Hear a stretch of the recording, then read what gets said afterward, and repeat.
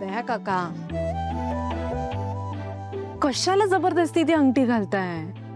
त्रास होतोय ना तुम्हाला, बोटावर सूज आहे ना अजून.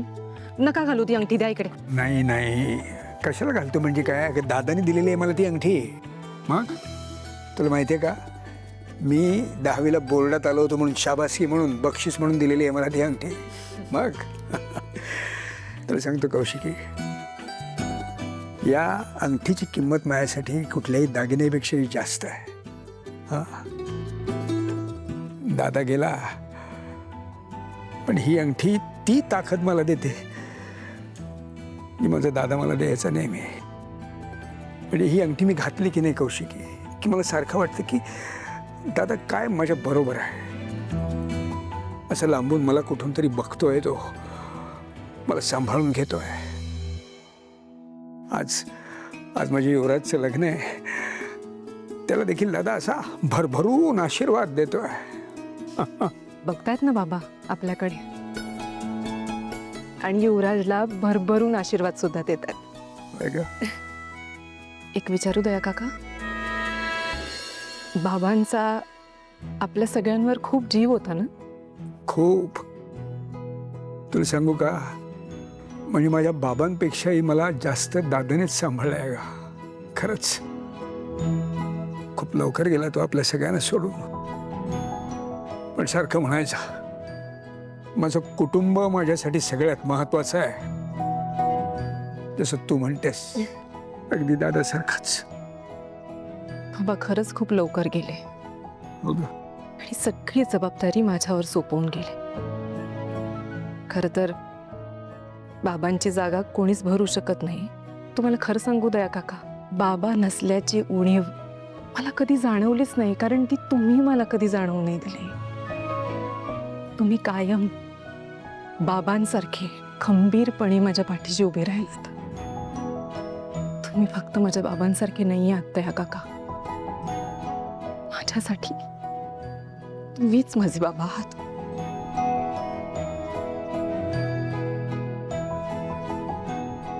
तुझा बाबा होऊ शकलो ग, पण त्याचा बाबा नाही होऊ शकलो मी. त्याचा म्हणजे कोणाचा? काही नाही, काही नाही, जाऊ दे, सोडा विषय. अरे असा कसा विषय सोडून देऊ मी? तुम्ही आत्ताच म्हणालात ना तुम्ही माझे बाबा आहात. मग तुमच्या मुलीला तुमच्या मनात काय चाललंय हे सांगणार नाही? जाऊ दे, जाऊ दे, तुला नाही कळणार. मला कळणार नाही दया काका. मुलीला बाबांच्या मनात काय चालतं हे न सांगता सुद्धा कळतं. तुम्ही युवराजचा विचार करताय ना दया काका? मला माहिती आहे तुमचं आणि युवराजचं रिलेशनशिप थोडंसं कॉम्प्लिकेटेड आहे. मी हेही मान्य करते की युवराजने खूप चुका केल्या आहेत, पण दया काका आता तो सुधारतोय आणि त्याच्यातली सुधारणा आपल्या सगळ्यांना दिसतेय. मान्य आहे खूप खूप वेगाने आणि खूप फास्ट घडतायत सगळ्या गोष्टी, पण आपल्याला सुधारणा दिसते हे महत्वाचं आहे दया काका. आणि ही सुधारणा त्याच्यात झाली आहे फक्त निशितामुळे, निशिताच्या प्रेमामुळे. आणि मला 100% खात्री आहे निशितामुळे युवराजच्या आयुष्यात खूप पॉझिटिव्ह चेंजेस येणार आहेत. I am sure. आणि तुम्ही बघालच लवकरच युवराज असं काहीतरी करेल ना ज्याच्यामुळे तुम्हाला बाबा म्हणून त्याचा खूप अभिमान वाटेल. He is going to make you very proud. I'm sure. आहे, अशीच आशा आहे मला सुद्धा. 100% होणार. तर आपण काय गप्पा मारत बसलो दया काका? सगळे थांबलेत आपल्यासाठी बाहेर.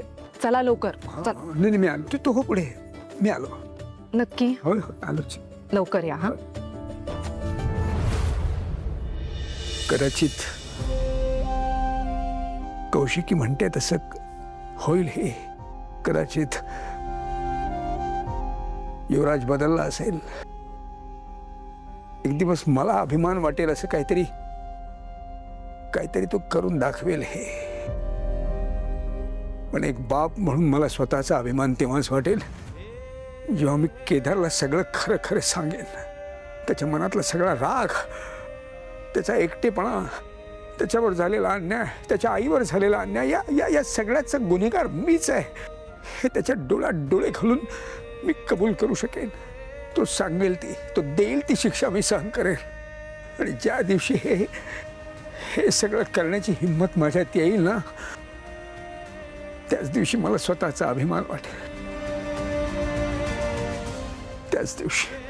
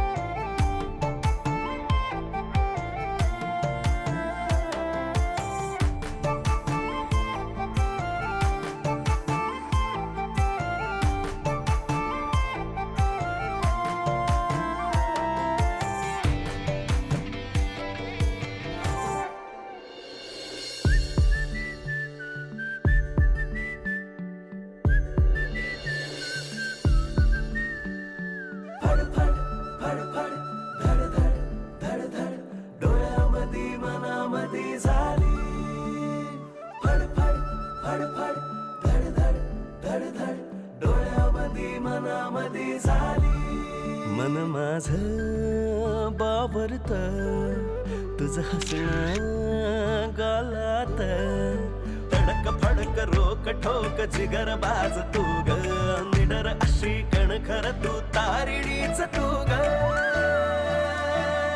फड फड फड फड धड धड धड धड डोळ्यामध्ये मनामध्ये झाली.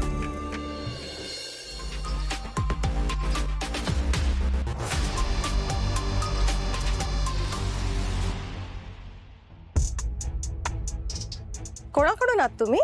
मुलीकडून. नक्की कोणाकडून आहात? नाही नाही, मुलीकडलंच आहे आम्ही.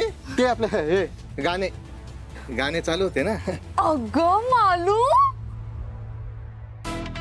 तू सुमी मावशीची मालू ना? हो. अगं, किती वर्षांनी भेटतो आपण. कशी आहेस? काय टामे मालते हा? विसरून गेले का मला? वा वा वा वा, ओळखत बी नाही बुवा आता. नाही, आपण भेटलोय आधी. आपण ते नाही का तिकडे ते